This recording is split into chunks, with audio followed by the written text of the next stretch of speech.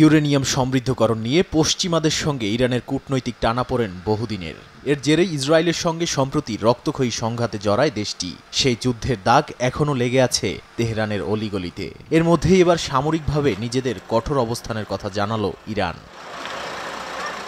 ইরানের সেনাপ্রধান major general আমির হাতামির হুঁশিয়ারি দিয়ে বলেন, সশস্ত্র বাহিনীর প্রতিটি ইউনিট বর্তমানে প্রস্তুতির শীর্ষ পর্যায়ে রয়েছে। সেনা দিবসে দেয়া বার্তায় তিনি জানান, পশ্চিমা নিষেধাজ্ঞা সত্ত্বেও নিজস্ব প্রযুক্তিতে প্রতিরক্ষা সক্ষমতা এতটাই বাড়িয়েছে যে কোনো আগ্রাসনের জবাব দিতে তারা প্রস্তুত।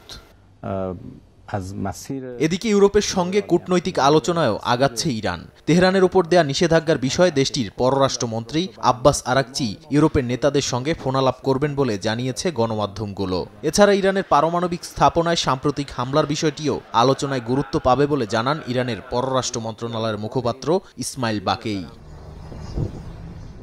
যদিও এই আলোচনার প্রক্রিয়ায় বাধা হয়ে দাঁড়িয়েছে ইরানের ওপর দেয়া যুক্তরাজ্যের সবশেষ নিষেধাজ্ঞা।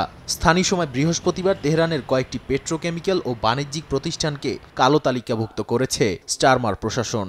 ব্রিটিশ সরকারের এমন সিদ্ধান্তকে অবৈধ, ভিত্তিহীন এবং দ্বিপাক্ষিক সম্পর্কের ওপর প্রভাব ফেলবে বলে তীব্র নিন্দা জানিয়েছে লন্ডনের ইরানি দূতাবাস। নাদিম মারজান, সময় সংবাদ।